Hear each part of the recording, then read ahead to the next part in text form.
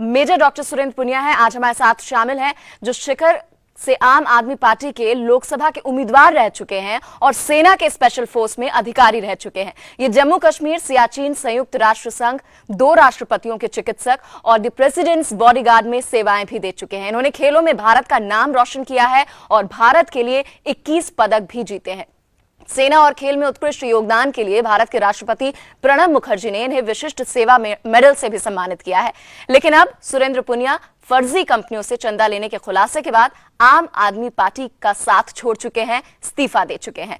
पुनिया साहब, सबसे पहले तो आपसे यही जानना चाहेंगे कि आखिर ऐसी क्या वजह हुई जो आपने आम आदमी पार्टी का साथ छोड़ा? फर्जी कंपनियां थी, उनसे पार्टी ने चंदा लिया और वो भी 1-2 रुपया नहीं, 10,000 नहीं, 1 लाख नहीं, 5 लाख नहीं, 10 लाख नहीं, 50-50 लाख के 4 कंपनियों से एक रात को सिर्फ 11 मिनट के अंदर ये ट्रांजैक्शन हुआ है। उसके अलावा जो ओखला से जो कैंडिडेट थे आम आदमी पार्टी के, जिनको टिकट दी गई है, अमानतुल्लाह खां, 2012 के अंदर जो दिल्ली और अहमदाबाद में जो बॉम्ब ब्लास्ट हुए हैं, उनके जो मुख्य अभियुक्त थे इंडियन मुजाहिदीन के जियाउर रहमान, जब वो साबरमती जेल में बंद हैं और अमानतुल्लाह खां साबरमती जेल गए, उन्होंने उनका फॉर्म भरा एमसीडी के इलेक्शन में जाकिर नगर से, वार्ड नंबर 205 से, और उनके पूरे कैंपेन मैनेजर बने।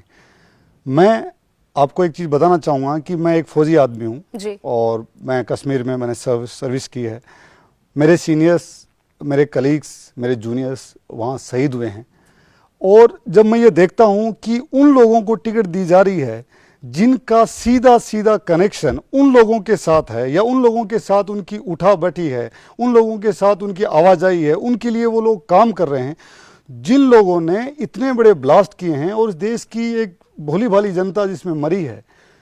तो मेरा जो ईमान है उसने मेरे को ये कहा कि मैं इस चीज़ के लिए थोड़ा ना आया था, हमें कोई पद थोड़ना चाहिए था, मैं तो राष्ट्रपति भवन से सर्विस छोड़ गया हूँ। जो ओखला सीट के प्रत्याशी के बारे में आपने बताया है, अरविंद केजरीवाल को ये सारी चीजें पता थी और उसके बाद उन्होंने टिकट दी, क्योंकि अरविंद केजरीवाल वही शख्स हैं जो लगातार हर पार्टी के दागी नेताओं पर सवाल उठाते हैं और ये कहते हैं कि दागी नेताओं को टिकट नहीं मिलनी चाहिए, और उन्होंने ही ऐसा ही काम किया है। क्योंकि ओखला के अंदर क्या और आम आदमी पार्टी के अच्छे वॉलंटियर्स नहीं है, सदस्य नहीं है, उनको भी टिकट दी जा सकती है। तो इसके पीछे क्या मकसद क्या था अरविंद केजरीवाल का? क्यों टिकट दिया ऐसे दागी नेता को? शायद उनको लगता है कि ये पर्टिकुलर जो बंदा है जिसको टिकट दी है, शायद ये वहां से सीट निकाल सकते हैं। मेरे हिसाब से शायद सिर्फ जीतने की वजह से उन्होंने कैसे शख्स को चुना जो कि दागी है? ये पहली बार खबर आई तो जब लोगों ने मुझे फोन किया तो मुझे तो भरोसा ही नहीं हुआ कि ऐसा हो सकता है क्या। मैंने कहा नहीं, ये सब अफवाहें उड़ा रहे हैं लोग, और जो लोग नाराज हैं या पार्टी के खिलाफ जो काम कर रहे हैं, शायद उन लोगों ने ऐसी खबरें उड़ाई हैं। लेकिन जब पूरे दिन मीडिया में चल रहा था तो शाम को मैं कुछ दोस्तों के साथ कॉर्पोरेट अफेयर मिनिस्ट्री की जो वेबसाइट है उनके ऊपर हम बैठे और हमने देखा है कि ये कंपनियां कौन सी हैं जी। उसके बाद में हम उनके एड्रेस पे जाके आए, खुद पर्सनली जाके आए, कि हमें लगा कि लोगों की बात नहीं माननी चाहिए। लेकिन जब जाके देखा कि इन कंपनीज का तो कोई अता पता ही नहीं है जी।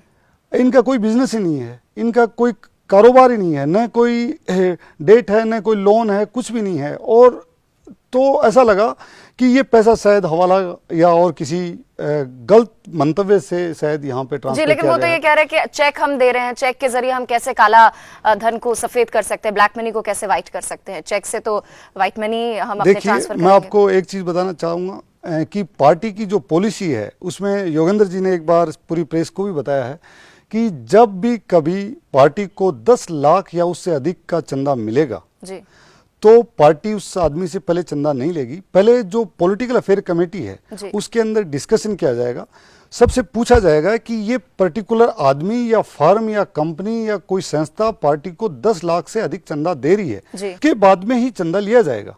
लेकिन ये जो 50-50 लाख के जो 4 जो ट्रांजैक्शन हुए हैं, इसके बारे में कोई पॉलिटिकल अफेयर कमेटी में कोई मीटिंग नहीं हुई है जी। और अगर हुई है तो उनको उसी टाइम बताना चाहिए था जी। किसी को नहीं पता। तो मुझे ऐसा लगा कि जब मैं कश्मीर में था तो मैंने एक चीज़ नोट किया था कि पाकिस्तान से बहुत सारे लोग, दुबई से बहुत सारे लोग और ऐसी हवाला कंपनियों में पैसा डालते थे, जिससे जो उग्रवादी और आतंकवादी जो जी सीमा पार से आते थे वो उस पैसे को निकाल के बम बनाना, हथियार खरीदना, आरडीएक्स खरीदना।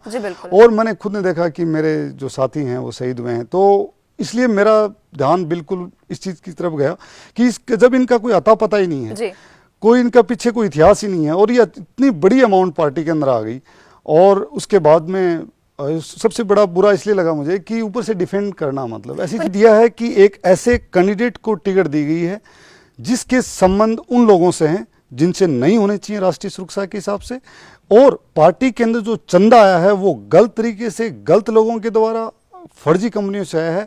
और मैं अन्ना जी जो हैं वो पुराने फौजी भी हैं, उन्होंने एक ऐसा मूवमेंट चलाया जो कि लोगों ने उसको थोड़ा डिस्क्रेडिट करने की कोशिश की है। लोगों ने कहा कि ये किसी पार्टी के खिलाफ था, जबकि मैं अंदर से जानता हूँ, पूरा देश जानता है कि अन्ना जी का जो इंडिया अगेंस्ट करप्शन मूवमेंट था वो किसी पर्टिकुलर पार्टी या किसी व्यक्ति विशेष के खिलाफ नहीं था, वो देश में व्याप्त जो भ्रष्टाचार था उसके खिलाफ था।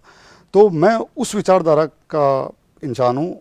अभी फिलहाल के हिसाब से मैं एक सदमे में हूँ, क्योंकि मैंने कभी ये नहीं सोचा था कि मेरी पार्टी के अंदर इस तरह की चीज़ें हो जाएंगी जिसकी वजह से लोग हम पे ही सवाल उठा देंगे कि आप तो एक राष्ट्रवादी विचारधारा के व्यक्ति हैं, आपने फौज में सेवाएं दी हैं, आपने कश्मीर में सेवाएं दी हैं, आपने देश की सबसे बड़ी ऑफिस में सेवाएं दी हैं, उसके बावजूद ये चीज़ें कैसे होगी।